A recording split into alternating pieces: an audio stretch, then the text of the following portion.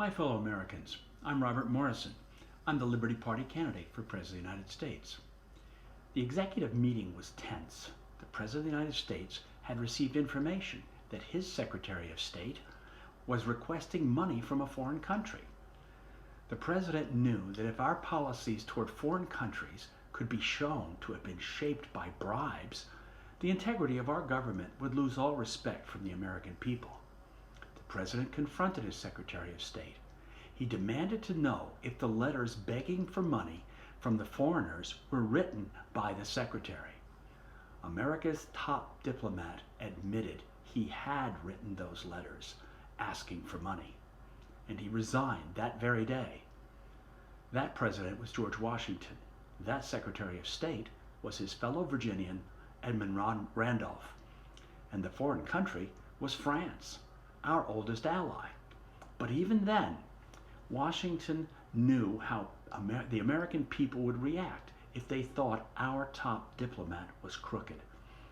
Now we have a man in the Oval Office who has been taking bribes from the Soviets since 1987. Trump took his first wife for a second honeymoon to Leningrad and Moscow. Who paid for that trip? We don't know. Shouldn't we know if a top official here has been taking money from the Kremlin for decades? Trump calls Senator Bernie Sanders a communist because Bernie took his second wife to Moscow for their honeymoon. I have problems with that too. But shouldn't the same Trump rule apply to Trump himself? He took his first wife to 2 Soviet cities. Does that make Trump a communist? Does Trump apply his own rule to himself?